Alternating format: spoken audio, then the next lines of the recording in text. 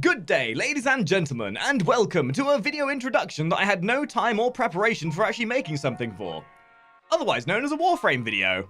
So, ladies and gentlemen, we have a new big revisited Railjack mainline update, which has been mostly focused towards the Railjack. Now, it's suffice it to say that on day one of the launch of this, not everything went quite as planned. Oh my god!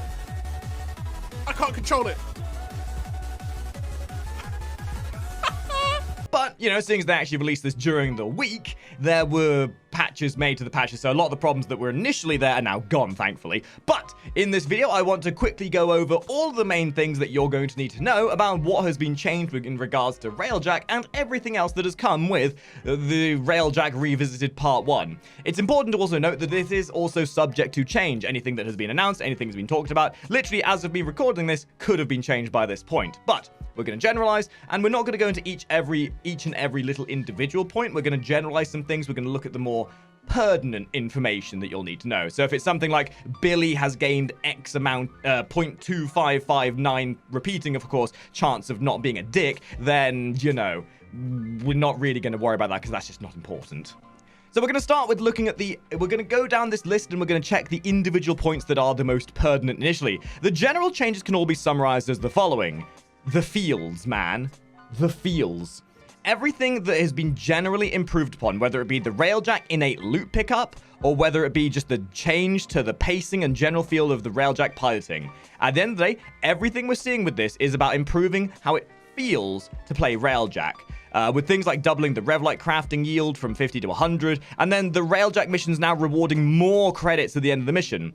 These changes are summarized as just trying to make it feel more worth doing, because let's be real here.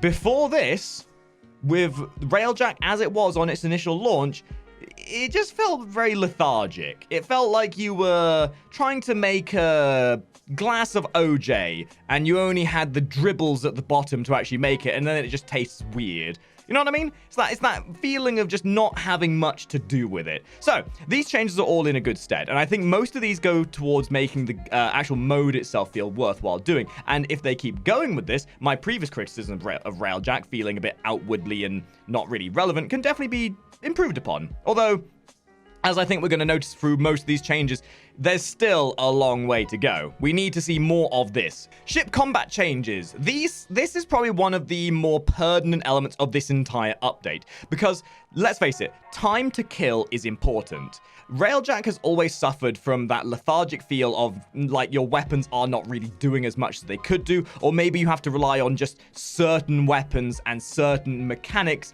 to abuse in order to kill things quickly enough. With things like the black hole ability and other such weapons being the only way of killing things quickly. So what we're seeing here, and we'll generalize it in a second, is the improvement of time to kill and the general feel of all of the weapons. So the ship combat changes are some of the more pertinent of this entire update, as it's going to be affecting the time to kill. Time to kill being the time it takes for you to murderify some of the Grineer forces. And honestly, that, up until recently, has been one of the biggest issues. The main changes here being changed all health, shield, and armor to use the new Tenno versions introduced in Warframe Revised. This was the last big update we had, where the Tenno gained their own unique shield types. This, in turn, is going to help generalize the type of damage you're dealing to them. We have also seen the halving of the health and armor to all Grineer fighters. So you know how I mentioned the time to kill was a big issue? Yeah, so even if it was just a flat update to this and this alone, all Grineer fighters will now die in pretty much half the time. So that's good. One of the more interesting elements here, they have randomized the amount of fighters required to be killed during the extermination portion of the skirmish. Because let's face it, there's nothing quite as interesting as going into a mission knowing you are going to need to kill 90 and exactly 90 of those goddamn fighters. And now with the element of changing the time it takes to kill these fighters and the amount you're going into, there's going to be a bit more of a guesswork. There's going to be a bit more of an organic feel to each of the missions. And on top of that, this then will also mean you're not spending exactly 15.5 minutes in every mission because you know exactly how many you're going to be fighting. Now, this one is also one of the big ones, and honestly, one of the biggest complaints I heard about the overall feeling of fighting was the heat buildup. Nobody enjoyed blowing their load and then getting overheated within the first 5 seconds. So, Railjack weapon heat buildup changes. APOC, Sigma, Levan, Vidar, heat buildup reduced from 20 to 12, and Zekti from 40 to 20. In essence, on all of the weapons, they have reduced the heat buildup by almost half, or to a stage where they'll feel at least a bit more ergonomic and, well, not like you're firing off all your load in 5 seconds. So suffice to say, all weapons are now going to be able to fire for longer without getting overheated. Not gonna lie, this, to me, is one of the best changes in this entire thing, because I was one to use the Cryophon and the weapons that had lots of heat, and I found the most aggravating thing was only firing 5 shots and then realizing you've overheated yourself. So, yes, good changes here. They have also changed the Railjack weapon types as well, with the Milati multi-missile, trying to say that 5 times fast. The reload speed has been increased from 5 seconds to 2 seconds. The projectile speed increased from 250 to 400. Pulsar damage has been increased as well, along with the Sigma, Levan, Vidar sets as well.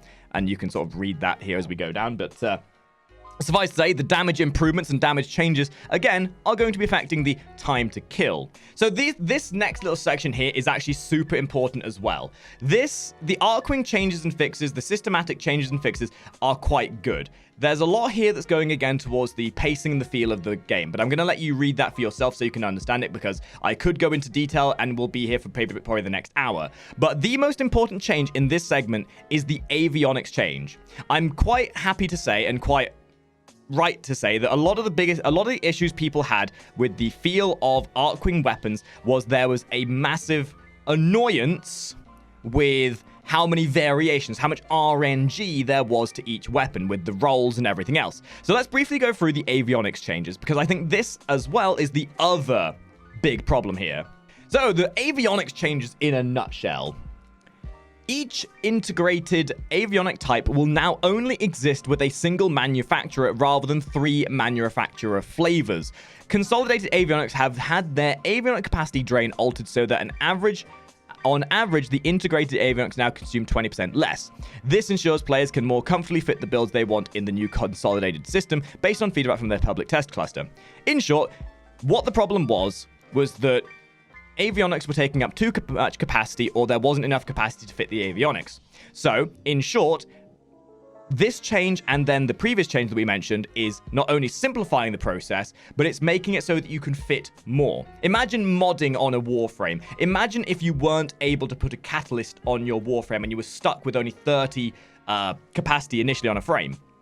You wouldn't be able to fit all your builds. And I know one of my biggest nitpicks in the early stage was it felt very hard to get a good build on, because you were either so required to have a good reactor to fit enough on there, or you were trying to wiggle around your build to a point where there was only a set number of builds you could go for, because that's what could be fit. The point here being is they're making it easier for you to fit the way you want to fit your avionics. The retired integrated avionics will be removed from players' inventory via the script on login. So basically, if you have had the avionics on from the separate factions, those will disappear now. So if your avionics screen has become very empty, don't panic. It's part of the update. The remaining avionic integrated for each type will take the values of the previously highest value avionics type. So, as I said, if your avionics have disappeared, they've just been integrated into their separate new forms. All Dirac used upgrades, so this is where they're just saying they're refunding what you were using. And they've also added an incomplete tab category to the avionics screen in the configure Railjack panel. In short, this is the utility of being able to see the avionics that you were looking for and making it easy for you to access the avionics you're wanting to mod with. In short, lots of lovely little utility updates to allow you to make your avionics much simpler to build. Moving on from there, and in a similar sort of mindset, we're now looking at the Battle Avionic Refresh. These are the active abilities you have within a mission, and all of these have had a balancing rework of some description. I'm going to be scrolling down here, and you can see what they've changed with each one. The main summary of all of these changes is the feel of them, the damage of them, and the overall potency of them have been improved and made more efficient. So things like your Black Pulse has now, your Blackout Pulse, your Particle Ram, they're now far more potent. In fact, I think the most relevant one here is the Particle Ram, because that was one of the meta abilities from the word go to help you survive. This now requires forward velocity to be active, and it's also been increased the speed of projectile when it's launched, so it's going to travel further, but you have to be moving to use it. 50% more more damage during vector maneuver, 100% more damage when launching the projectile ram, and it now accepts the energy color as well. Now, that summarizes pretty much all of these changes. Every single one of these abilities have either had a damage improvement, or they've changed to make them feel a bit more useful and just general utility upgrades. Things that were overpowered, such as the Void Hole, for example.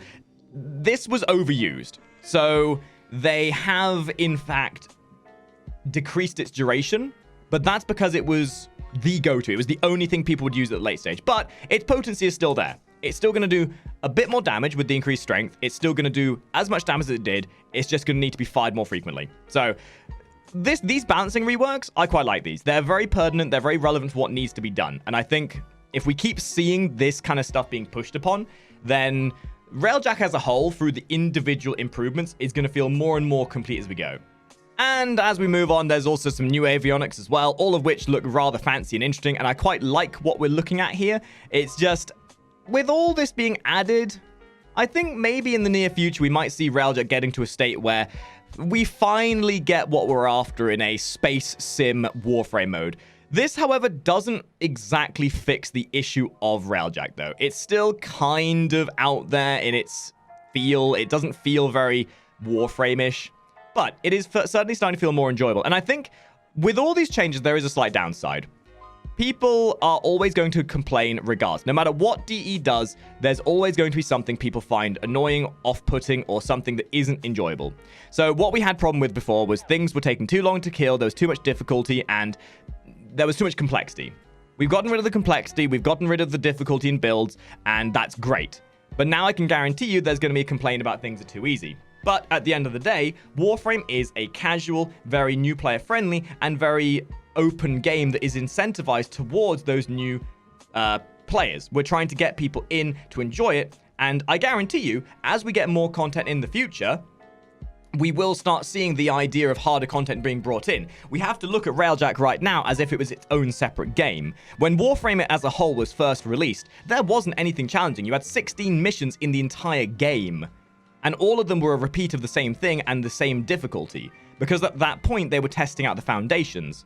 And really, yes, this isn't 2013, and we're not dealing with those same semantics, but we have to take it under the idea that DE are still learning. And we do have to give them the time of day to improve upon. And this update is exactly that.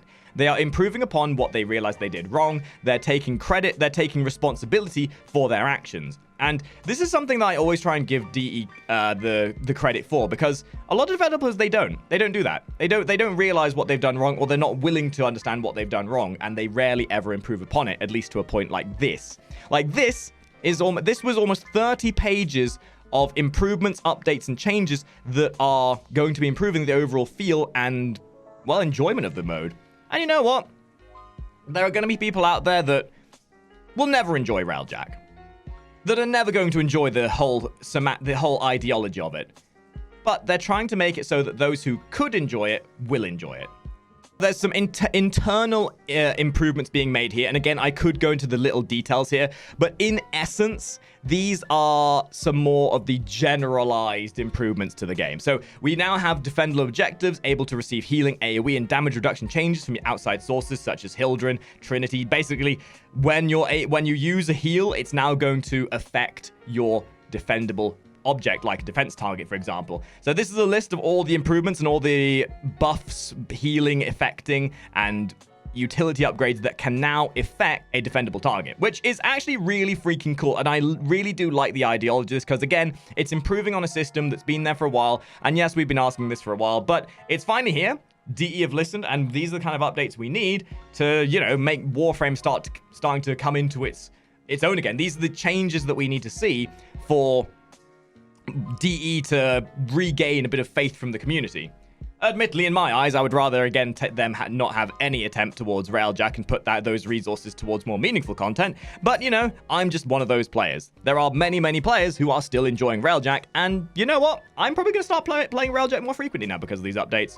All right, so that's the main bulk of the update out the way. I'm going to slowly scroll through what's left here and briefly talk about what else has come. So we now have a lot of the Conclave PvP mods have now been tweaked and adjusted to fit a PvE scenario. So that means you've got a good 12, 15 or so augments that used to be PvP only have now become PvE centric, which is absolutely fantastic. And honestly, I actually love this because whenever we get new mods and augments, this gives us more to play with. One of the biggest things that affects a gameplay loop in Warframe is when we have more to play with, when we have more mods to affect our builds.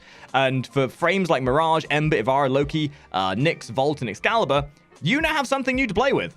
And some of these are funny. Some of these are great. These things all look really interesting in the game. Like my favorite one out of all of these, friggin' Mirage, her prism can now follow you like a little lost dog. It's fantastic. I love it.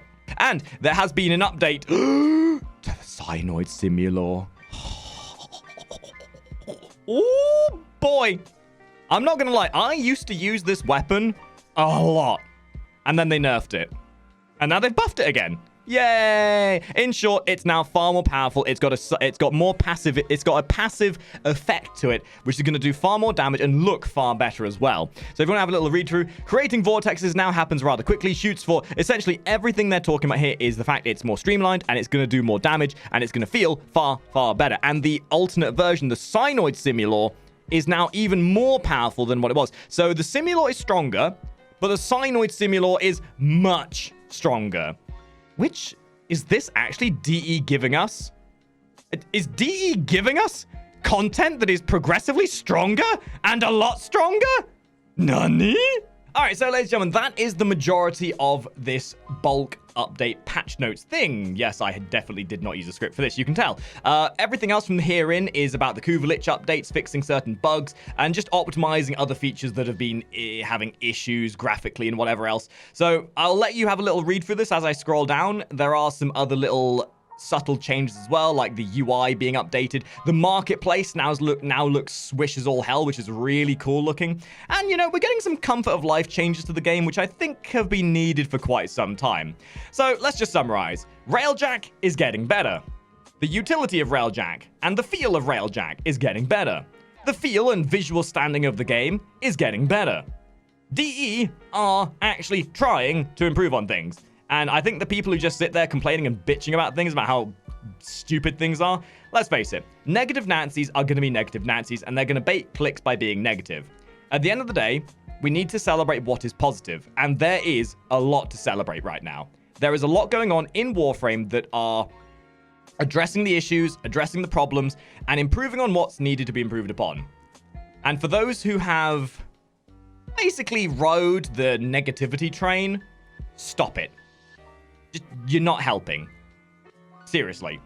You can see from the outset that DE have done their best to improve upon what's needed to be improved upon. And this update is only part one of a massive set of improvements that we will be seeing. Is it perfect? No. Are DE perfect? No. They still do shit that bugs the crap out of everyone.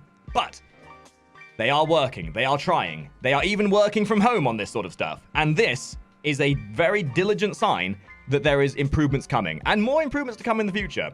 So let's give DE the time of day. Let's enjoy what's being changed. Let's give Railjack another go and see how these improvements have affected it. It's certainly not going to fix the entirety of it right now. Railjack's still going to feel a little bit lethargic. But I think the overall ideology of this entire update is it's improving the feel of the game. And we're seeing the visual updates bringing the game into a modern era. So hopefully when we get the Deadlock Protocol, the Deviri Paradox, all these changes we're getting now, all these improvements, all these utility upgrades are going to make the future content feel far, far better. So that's the general summary of the update. Hopefully it's been informative in some way or another. And I think it's worth noting that although we have to give DE the time of day, the only reason why this update happened in the first place is because people gave constructive feedback and constructive critique. We do need to hold DE accountable for the stuff they do wrong. And when we do, we get updates like this. So, if you see something wrong, if you feel like something's still a bit wonky, give constructive feedback. Don't just be sat there being a negative Nancy saying it's bad because it's bad, you shit. Because that's not constructive and that doesn't help anyone. That's kind of what I was mentioning to earlier in regards to not giving criticism for the sake of criticism. You know, because that don't help. Anyway, hopefully this video's been informative. Hopefully you've got your own opinions on this. You'll probably disagree with some of my ideas behind this, but, you know, Opinions are like assholes. We all have them, and some of them are gonna smell like shit. Otherwise, thank you for watching, guys, and I'll see all of you top hatters in the next video. Ta-ra.